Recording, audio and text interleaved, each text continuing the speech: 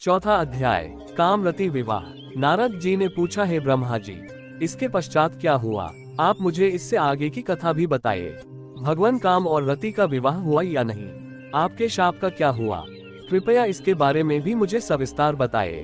ब्रह्मा जी बोले, शिवजी के वहां से अंतर्धान हो जाने पर दक्ष ने काम से कहा, है कामदेव, आपके ही समान गुणों वाली परम सुंदरी एवं सुशीला मेरी कन्या को तुम पत्नी के रूप में स्वीकार करो। मेरी पुत्री सर्वगुण संपन्न है तथा हर तरीके से आपके लिए सुयोग्य है। हे महातेजस्वी मनोभव, ये हमेशा तुम्हारे साथ रहेगी और तुम्हारी इच्छानुसार कार्य करेगी। ये कहकर दक्ष ने अपनी कन्या, जो उनके पसीने से उत्पन्न हुई थी, का नाम रति रख दिया। तत्पश्चात कामदेव और रति का विवाह सोल्लास संपन्न हुआ।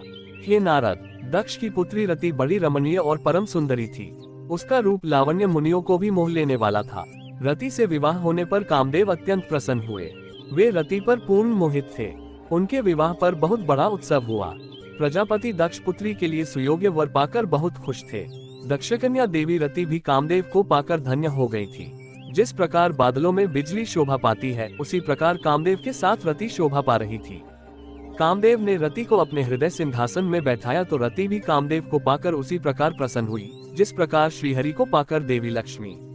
उस समय आनंद और खुशी से सराबोर कामदेव व रति भगवान शिव का शाप भूल गए।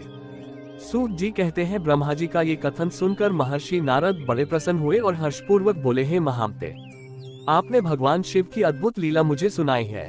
प्रभु, अब मुझे आप ये बताइए कि कामदेव और रति के विवाह के उपरांत सब देवताओं के अपने धाम चले जाने के बाद पितरों को उत्पन्न करने वाली ब्रह्म कुमारी संध्या कहाँ गई? उनका विवाह कब और किससे हुआ?